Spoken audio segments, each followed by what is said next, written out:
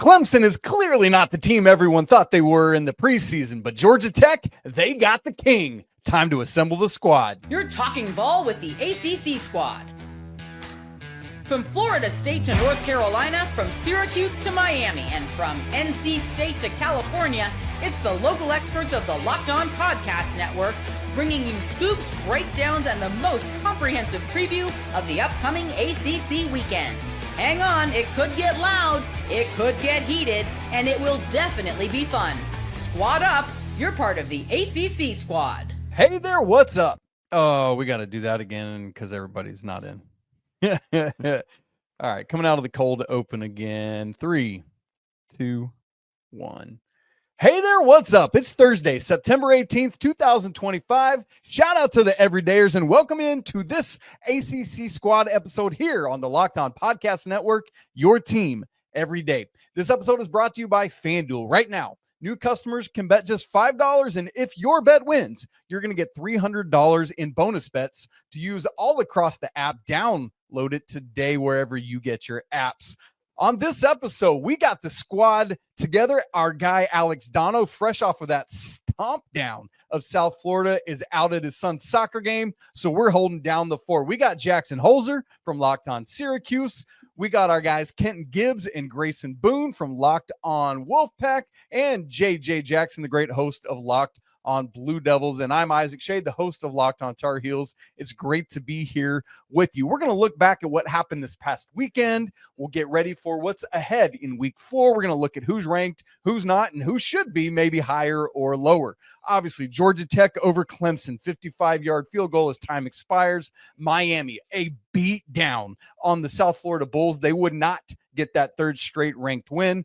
Virginia Tech loses at home to Old Dominion, and mercifully now will be on the lookout for a brand new coach. Unfortunately for JJ, Duke loses at Tulane. Too many beignets apparently for the Blue Devils down in NOLA this weekend. Pitt loses the backyard brawl. The Wolfpack won at Wake, and so much more all coming up. Boys, we have to start in Atlanta, Georgia, where Aiden Burr hit a 55-yard field goal as time expired. A great day for Haynes King. Georgia Tech, do they now have an inside track to make that ACC championship game? What do you think? I'll tell you what, both of the Brents are heading in such opposite directions, gentlemen. I mean, one Brent is now on Indeed. By the way, we would like a coach to come on Locked On Podcast Network for Locked On ACC. Brent, we know you ain't got much to do these. Never mind. Anyway, Coach Key and this squad did exactly what I predicted them to do. I called this upset all last weekend because I said Clemson is struggling to stop the run again. They're struggling to stop the run again despite all of their talent. And what does Georgia Tech do as well as anybody? They've got a quarterback that if the show Jackass came back, he would be the ACC quarterback that would be most likely to throw Johnny Knox through a table or be thrown through a table by Johnny Knox. That's just what I would see out of Haynes King, because he puts his body on the line like he's one of the Hardy brothers or something, for Christ's sake. You know, that young man is willing to do it all. Are you talking about like Frank and Joe Hardy of Hardy Boys fame? No, I'm talking Matt and Jeff Hardy, baby. Come on now. How do you not know the dance? What's going on? But he throws his body around like one of the Hardy brothers in the running game, and I knew that was going to be problematic for Clemson. I knew Jamal Haynes was going to be problematic for Clemson. I knew that having to be disciplined to be in your gap and play physically, play in, play out, was going to be a ton for Clemson. The only thing that surprised me is the fact that their offense still looks so disjointed. I get it. Antonio Williams is a primetime player, and you are without him for these big games. However, they have to do something without him. By now, you would think they would get it figured out. And the fact that their passing game has looked so out of whack for every game so far this season, including against the mighty Troy Trojans. I mean, quite frankly, all pun intended, that game was the Trojan horse that should have warned all of us. They have serious problems down there in South Carolina. So this outcome was not surprising to me, as this was picked as my upset of the week. But I will say Clemson's in a world of hurt. So if Clemson is not very good, according to you, Kenton, then how good is Georgia Tech for beating Clemson on a walk-off field goal? See, this is where I'm really conflicted in. Because if Georgia Tech is a team that we should believe in, then that means we all should believe that Clemson's a good team. But if you're saying Clemson's not a good team, then beating them on a walk-off field goal at home is not that big of a deal, right? Well, see, and here's my thing about this. I believe that Georgia Tech is an upper echelon in the ACC team. I'm not ready to name them as a preeminent brand in the ACC, a definitive, this team is definitely making the ACC championship type of team, because we did this last year when they beat Florida State, did we not? We said, Georgia Tech has arrived, ladies and gentlemen.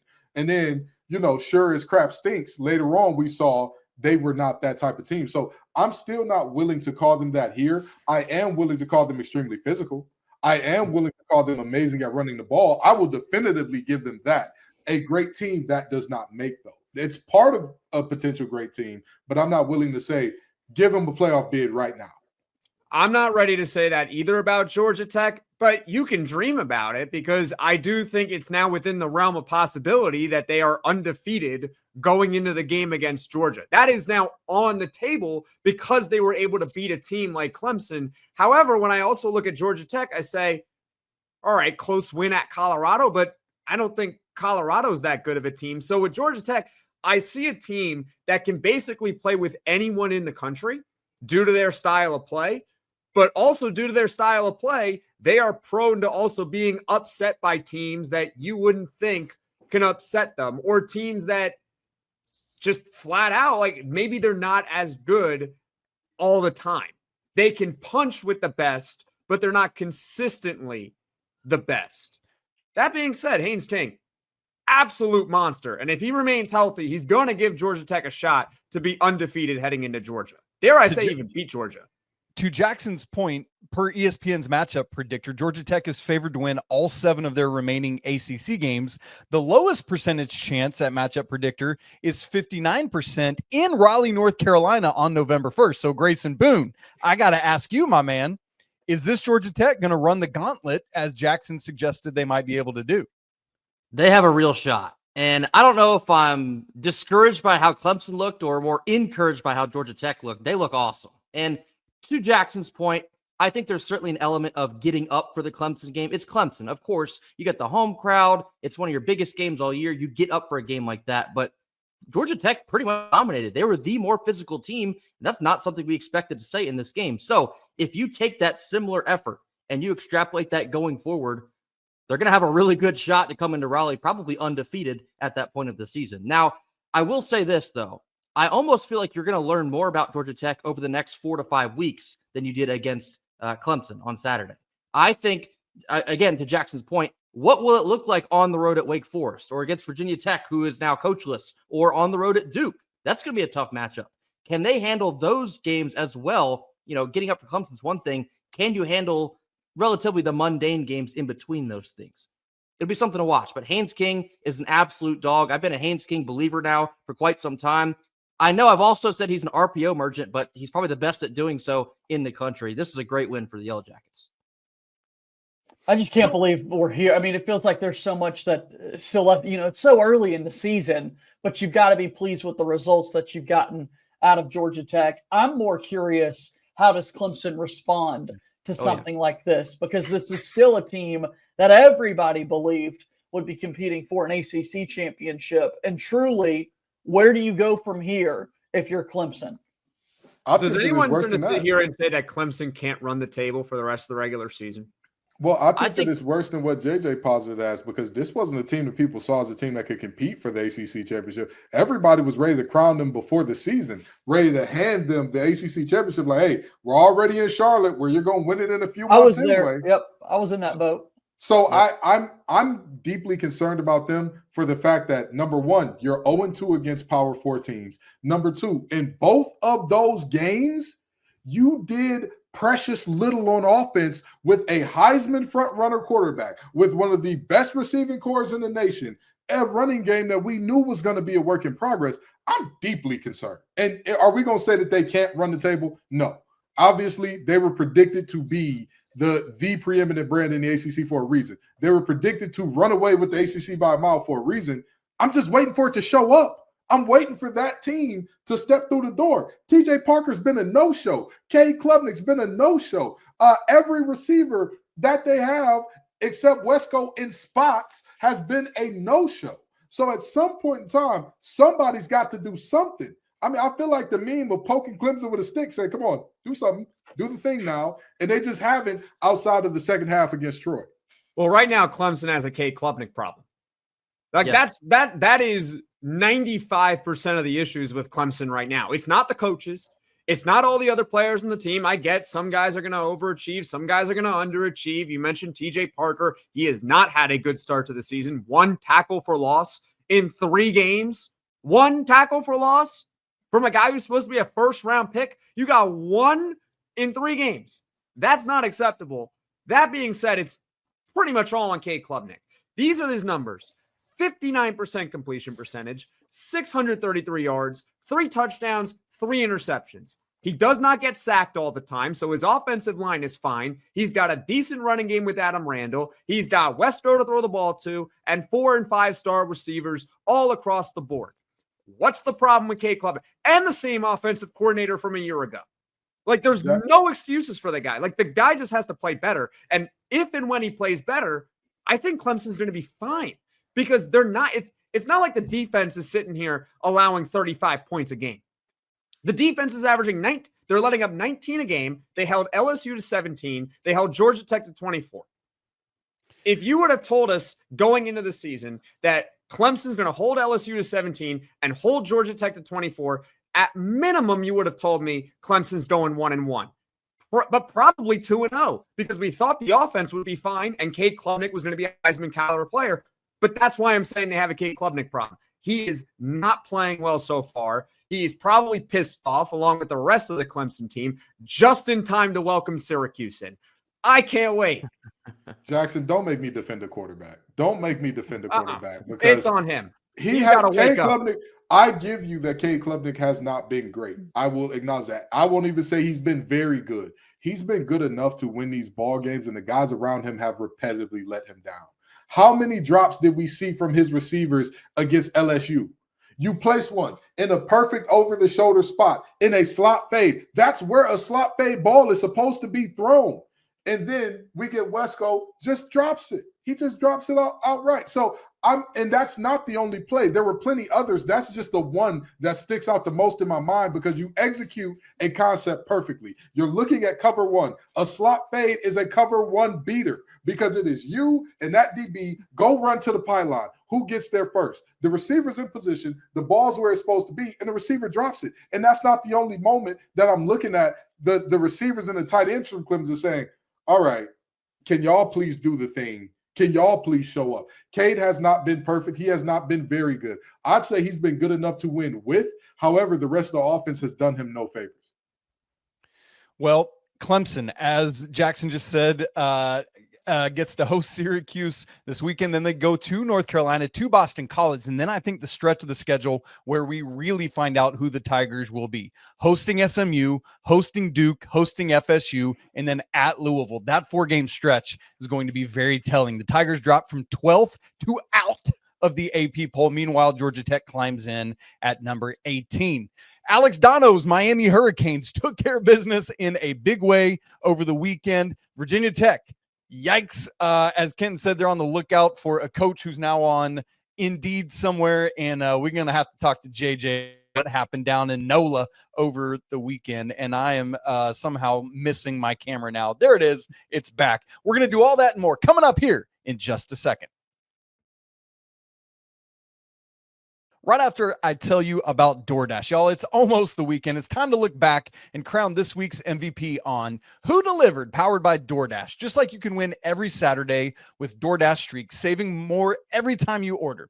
This player delivered when it mattered most. Let's break it down. For the Miami Hurricanes, who we're about to talk about, Carson Beck, man, he's been delivering in a big way this weekend. He helped the Canes obliterate South Florida, throwing for 340 yards, 3 touchdowns on 23 of 28 completions, while rushing for another touchdown as well. When the pressure was on, Beck came through, no hesitation and no delay. And if you've been watching week after week, this performance was not a fluke. Carson Beck is on a streak, looks fully healthy and ready to go. And just like he delivered for the Canes, DoorDash delivers your Saturday. With DoorDash Streaks, you can save every Saturday you order. Stack it up all season, you could save up to $250, including $100 in DoorDash credits. Order this Saturday. Keep the streak alive. Fuel your game day only with DoorDash. Terms apply. And this promo period runs all the way through November 18th. This episode is also brought to you by FanDuel. Y'all, the NFL season is here, and FanDuel is making sure you're ready for kickoff with a can't-miss offer. Right now, new customers can bet just $5, and if your bet wins, you're going to get $300 back in bonus bets to use all across the app. One of the great things about FanDuel is that it fits however you like to bet, whether it's player props, building a same-game parlay, or even jumping in live as all the action unfolds. It makes every game more exciting, so whether you're watching your team or just keeping an eye on your fantasy lineup, mine is 2-0, thank you very much. It's quick, it's easy, and the best way to add a little more spice to every Sunday. How about those Canes we were just talking about? 7.5-point favorites over the Florida Gators this weekend. Speaking of teams that are struggling, Duke, 3.5 favorites over NC State. Wolfpack boys. We'll talk about that in a minute. The Canes right now are your ACC favorite at plus 155 to win the conference. So are you ready to play? Download the FanDuel app now by visiting FanDuel.com to get started. Once again, that's FanDuel.com. Check it out. All right, you all. Unfortunately, Alex Dono was not here to catch his flowers. South Florida had won their first 2 games of the season, both of which came over ranked opponents. And the Hurricanes absolutely crushed the Bulls 49-12. Boys, what happened? Dono don't deserve no flowers for trying to play it all on there. Oh, USF, they're such a good team. Byron Brown, he's such a good quarterback. Oh, they got all these things. Listen. I told everybody that their chain was fake. I knew that there was a lot of enamel. There was a whole lot of cubic zirconium in that chain. And we knew that they were going to be exposed when a real team shows up. Everybody, a Chrysler 300 looked like a Phantom till a Phantom pull up. They look like a physical, dominant team up front until CeCe Maui Noah walks through the door, until Ruben Hurricane Bain walks through the door, until Basant walks through the door. Everybody looks physical. Everybody looks like they can run it downhill. And then all of a sudden, you're like, wait, so that's what a first-round edge rusher looks like? We may not want to run a zone read going at him. We may not want to do that anymore. So, respect to Alex Golish and what he's built there, right? Good for him. That is a team that has, like a phoenix, risen from the ashes. More power to them. However, you have to give credit to Carson Beck and company. You have to give credit to Fletcher in this running game. You have to give credit to that defense for putting an absolute hurting on USF. They wanted to be up-tempo. They wanted to run the ball. There was nowhere to run. Every single time you saw a gap, you saw a hat with a U on the side of it right there waiting on them. Hey, buddy, how you doing? This is private property, dude. It kept happening again and again and again. So credit to Miami. They were the more physical team. They were the faster team. They were the better team. I'm not saying UCF is terrible. It's just that those 2 ranked wins, a little dicey. Not the strongest ranked wins I've ever seen. Obviously, Miami's going to play several other large games for the rest of the season, but in my opinion, I think this is the true mark of Miami is for real, because you took what was like America's story at that point. Oh, the USF Bulls, it's a great story. Can they play in the CFP? And Miami looked at that the entire week and then just completely stomped them in the dirt with 0 questions asked. I think Miami's for real. The defense looks for real. That was the biggest question we had. I know Dono talked about it pretty much the all off season, keeping Byron Brown to only 2 rushing yards. I mean, right there, there was a dual threat quarterback. You made him one-dimensional. Miami looked awesome in this game. They are now the ACC favorite for definitely good reason. They look to be the best team, the most complete team perhaps in the ACC conference. A USF team that their coach is going to be highly sought after in the coaching carousel this offseason, and Alex Golish. And you get up for big games like this. Miami, however, was the team that absolutely delivered. Really cool to see Carson Beck playing as well as what he went through at Georgia, the injuries at the end of it, and walking away from a school in which was competing for championships year after year. Now you're setting yourself up to do exactly that, what you said you'd be able to deliver on. And now as they get further into ACC play, I'm excited to see how Miami can follow up on this because in recent years, sometimes a Miami disappointment has popped up on us. So now the question is, can you make sure that doesn't happen? They followed it up this weekend with another in-state game. We'll talk about that later on the show. We got to move to Virginia Tech, boys. Look, they start the season losing at home to 13th ranked South Carolina by 13 points. All right, fine, whatever, we'll take it. Then they lose to Vanderbilt, who apparently Diego Pavia's mom's going on a date with a podcaster now, and Vandy wins that game 44-20. Not embarrassing to lose to Vandy, but by that much, yikes. But then came this weekend. Old Dominion comes to Blacksburg and beats the Hokies 45-26. We talked about it in the lead up to the season. The hot seat was as hot as the flames of hell could possibly be. And man, here we go. We need a new coach. Jackson Holzer, what's happening in Blacksburg? They made the right move. And honestly, losing to Old Dominion might have been the best thing that happened to the Virginia Tech program in quite a while. Because had they done what they were supposed to do and, beat the crap out of Old Dominion, he would be there longer, Brent Pry. You would have given him another week. You might have given him the rest of the season. When in reality, he's probably the worst thing to happen to that program in a very long time. He stinks as a head coach. Absolutely stinks. We knew this. So you lose to Old Dominion, and then they actually fired him the day later? Accountability for actually being terrible and not letting it drag on for the rest of the season? Bravo to Virginia Tech for making the move. That's what I'll say, because last week I went on here and I said, they're irrelevant. There is no reason to talk about this program anymore as long as that guy is the head coach. They legitimately make me mad because that's a program that's supposed to be really good in the ACC year in and year out. And all of a sudden, they're not very good in the ACC. So they let the guy go, good riddance, and now you just start fresh. Who cares about the rest of the season? The season's over. They're not making a bowl. They'll probably go 2-10, 1-11. It's a write-off year anyway, and then they get to start fresh in the offseason. And they don't have to worry about, do we keep Brent Pry another year just in case, he goes on that Billy Napier magic pixie dust, wins 3 games at the end of the year, like what's going on with Florida right now, who Miami's playing this week. They just said, no, you're done. We've seen your prior results. You're not very good. We're moving on. So I'm glad with what Virginia Tech did. They made the right move. Virginia Tech is a special place that requires a special type of coach. It is a very unique situation. Anybody who's ever been to Blacksburg knows exactly what I'm talking about. There is nothing there for miles before you get to the stadium and campus. Why am I saying that?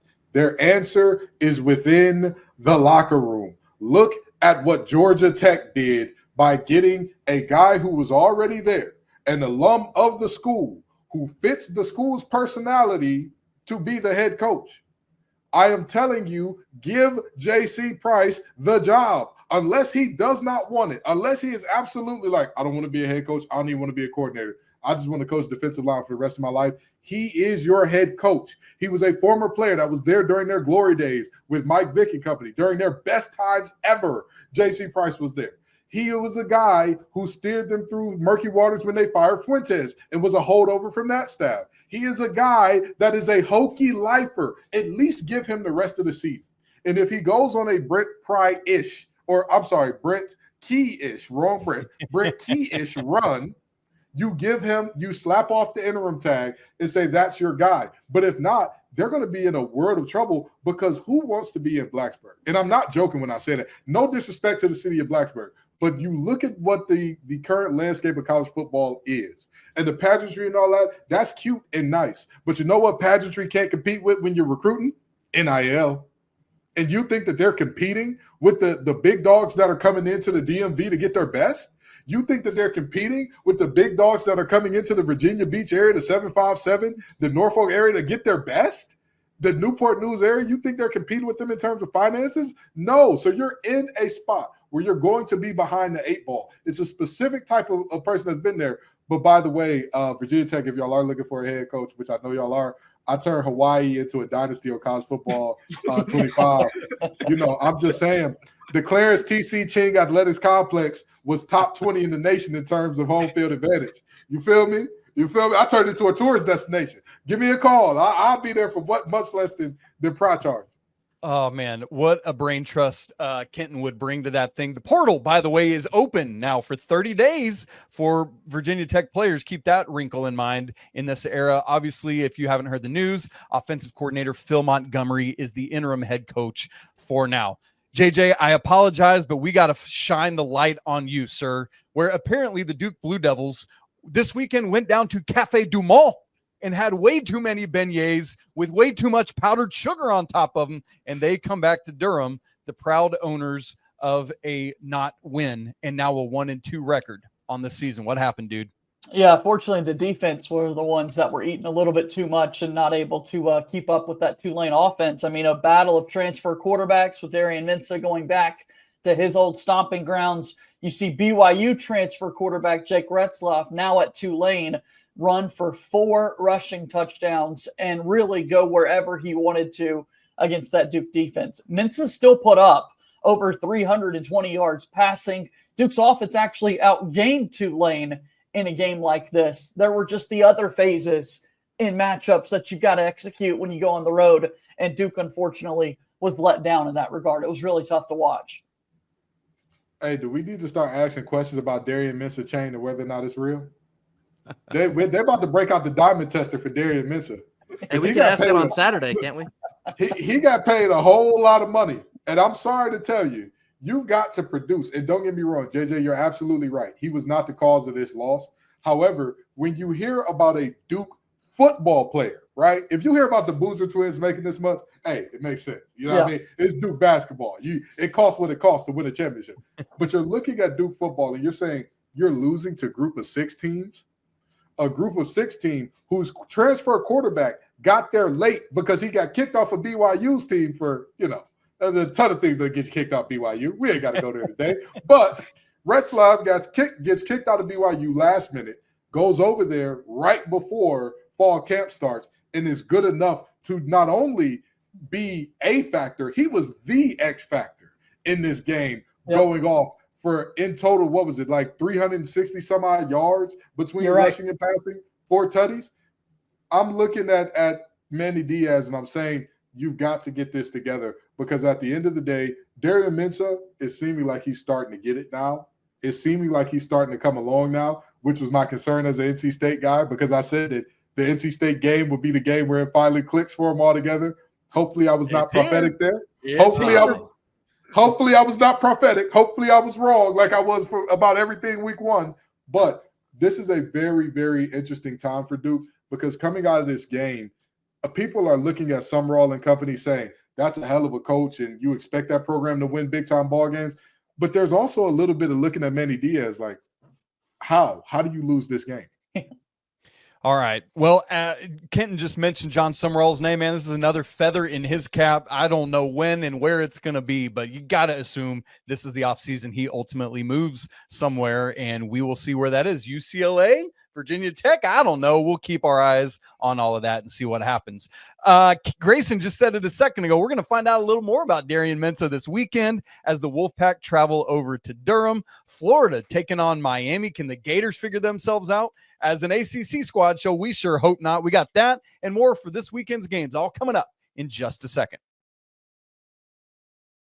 Right after I tell you about Mazda. Y'all, Mazda crafts cars for those who do more than simply move. Mazda delivers confidence with every ride, with more IIHS Top Safety Pick Plus awards than anyone else as of August 2025. From footwork to breathwork, athletes sweat all the details, and Mazda brings that same intention to how they craft every single model. You can feel that incredible Japanese craftsmanship in every detail, from the metallic accents to the available Nappa leather upholstery. With all-wheel drive standard in every crossover SUV, you can drive with confidence through almost any season, because with Mazda, everyday drives feel like anything but that, from the smooth handling to the intuitive controls. So like the players on all our ACC squad teams, Mazda sweats every detail, because when you make every move count, impossible, man, that becomes irrelevant. Mazda, move and be moved.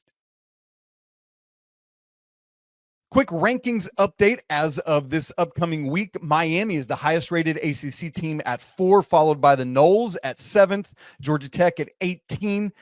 Notre Dame is ACC light. They're 24th, even after that 0-2 start, and others receiving votes: Louisville, Clemson, SMU, and the Wolfpack. And look, since you guys are all here and Dono's not, we ain't starting with Florida and Miami. We're starting with NC State at Duke. Grayson, I want to come to you first, man. I'm so intrigued by this matchup. The Wolfpack right now are 3-0. Will they be 4-0 leaving Saturday's game? They're going to have to put together their most complete effort yet if they do want to accomplish that feat. The offense so far for NC State has been pretty impressive. They're putting up big numbers, but the defense on the other side, it's been the absolute epitome of a roller coaster. Every single, at least half of a game, it feels like, are we going to give up 24 points? Are we going to give up 0 points? You saw that out Thursday night in Winston-Salem. Wake Forest, who's not been able to do really anything so far this year, we made Robbie Ashford look like a Heisman contender in the first half. But in the second half, NC State holds them to 10 total rushing yards and 40 total yards in the entire second half. NC State escapes with a win. You can't play from behind on the road in Durham against what is now a pissed-off Duke team dropping their last 2. So NC State, it's going to have to be a 4-quarter effort, not a tale of 2 halves. This Duke team seems a little bit snake-bitten, and you've got to continue pouring the venom in the wound at this point, because you watched the Illinois game. That game was much closer than the score implies. Everybody's talking about, oh, Duke got dominated. Duke got dominated. I'm like, did you watch the game? Because they moved the ball at will. They had good things going for them. They were getting stops on Altmaier and company. The problem was that every time they got close to the end zone, they got to the red zone, and all of a sudden it turned into the yellow zone because they was just going to start wetting the bed immediately. So you look at that, that's a serious problem for Duke. And then against Tulane, like JJ said, they could not get off the field. Every time that they got into third down situations, they said, DJ Elliott said they stole my whole flow, word for word, bar for bar, not being able to get off the field on third downs. That's NC State's defensive coordinator, if you didn't know. But in all seriousness, this is a moment for both Duke and NC State where you're asking the question, what's your season going to be for the rest of the season? Because with a loss in this game, Duke would drop to 1-3, and you're looking at 0-1 in conference, and you're looking at confidence at an all-time low based on where you were last year, 3 consecutive 9-win seasons to now 1-3. And on the NC State side, you're looking at a situation where if you lose, people are going to say, well, you played with fire and you only beat inferior teams playing with fire. You beat ECU, you beat UVA, you beat Wake Forest. Well, whoop-de-doo. What a big deal. What a great job there. So you're looking at a game that for both of these teams is very relevant outside of course, the fact that these teams are less than 20 miles away from each other, and the recruiting battles will for sure be decided. Some recruiting battles will for sure be decided by this outcome. Your rebuttal, Mr. Jackson. Yeah, it just sounds like we've got a shootout coming to this game in Durham, because defensively, that's not what Duke has been able to pride themselves on this season, which is the complete opposite of what I would have told you going into the year. I mean, I felt way more comfortable with the Duke defense that was returning so many players up front.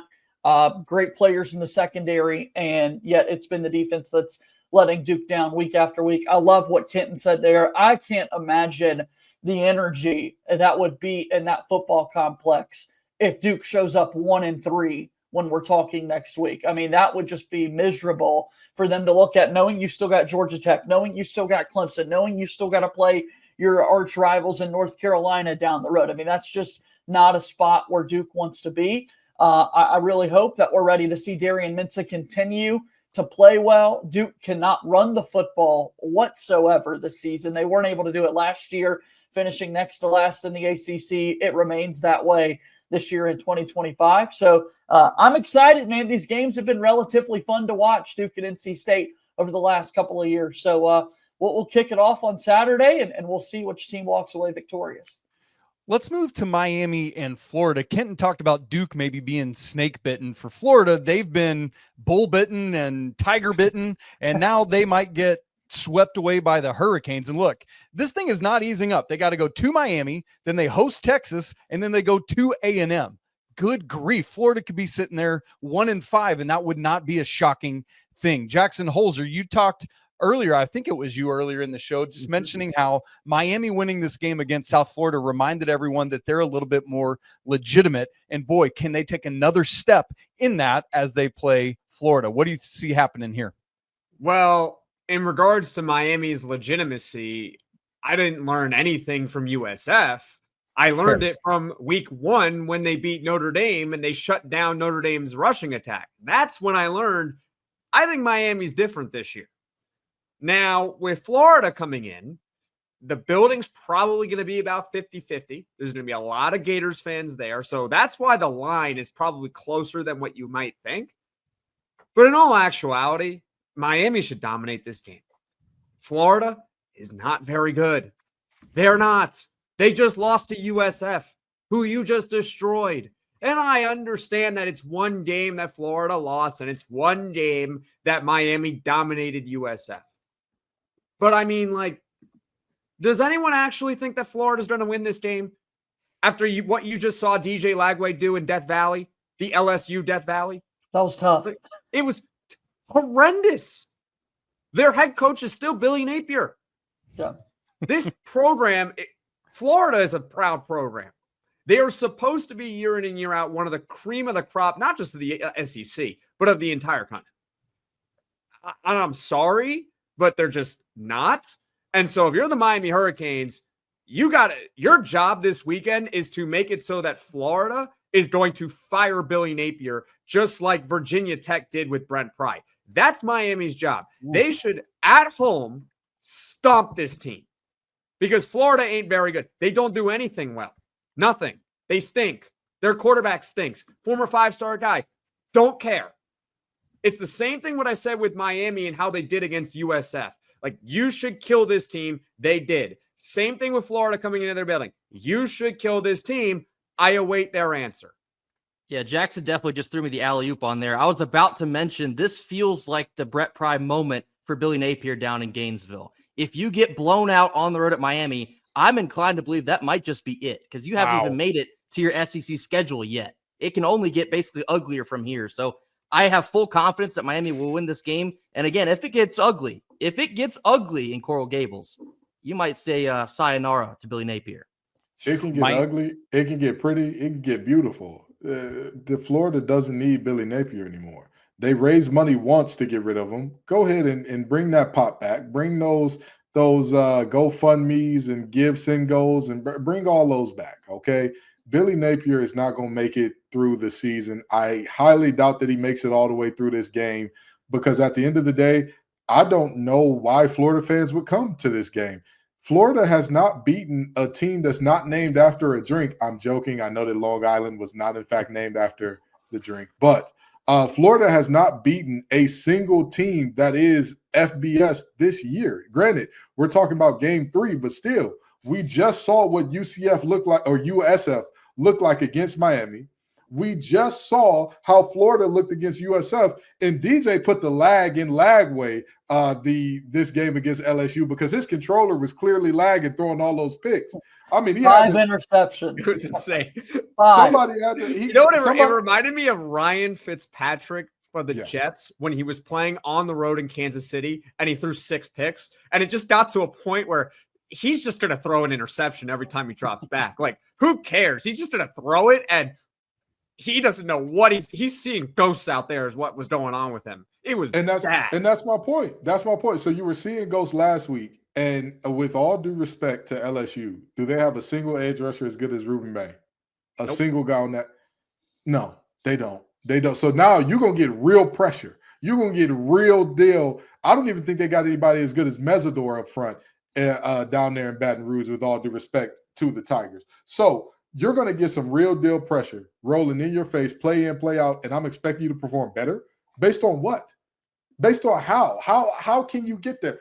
Oh, yeah, this is over. Go ahead and get on LinkedIn. And Billy, I'm so sorry that you're going to have to be Billy and Brent. I'm sorry both of y'all are in unemployment right now. This is a tough job market. It's a very tough job market, but that's why here at Locked On, we're welcoming former coaches that need to rehab their image. You can come on here, do Locked On Look of the Week with me, and we can break down some ball to give people the thought that you know ball going forward. I'm just saying, just a thought. Shouts to Gary Patterson, who's doing it, right? Like, he's killing the game. I absolutely love it. By the way, Miami 7.5-point favorites over Florida. And by the way, Florida's not going to sit there where all their basketball teams winning national championships and not allow the football team to be struggling. We didn't mention it earlier. Duke, 3.5-point favorites over NC State. We got Jackson mentioned it earlier. Syracuse down at Clemson, where the Tigers are 17.5-point favorites. Jackson, I don't know whether to ask you if they can win or just try to stay within the number. What's going to happen there? I hate that Georgia Tech won in the way they won. Yeah. Like I hate it. It is awful. It's already going to be hard enough to go into Death Valley and win. Like that's all that. Let's just throw it out there. Like it's going to be very difficult no matter what to win that game. Now you're getting pissed off, Clemson. You're getting Clemson that's does it matter if Clemson's pissed off? I'm not sure yet. They're pissed off and they're playing for their season for the rest of the season. They don't get to lose another game. See, like they're in the coffin, but the nail has not been drilled in there just yet. And it's still the Clemson Tigers, and it's still within the realm of possibility, like I said earlier, that they run the table the rest of the regular season because we've seen something like this before with Clemson and how they can sometimes start slow and they can look off. And I've already told you all, Cade Klubnik, I don't know what's going on with him. He's most of their problems right now. Well, it's great because he's got Syracuse coming in that can't generate a pass rush. They have one sack in 3 games from a defensive lineman. One from a defensive lineman. Their other 2 sacks are from a converted tight end out playing linebacker, and the other one is a defensive back who came on a corner blitz against Holgate. So you can't generate a pass rush. You're probably going to get mauled up front, and the team you're playing is pissed off playing for its season for the rest of the year. We got one other. What am I supposed to say? Am I supposed to pick Syracuse to win because I'm the Locked On Syracuse host? No, absolutely okay, not. So I don't like this matchup at all. I hate it.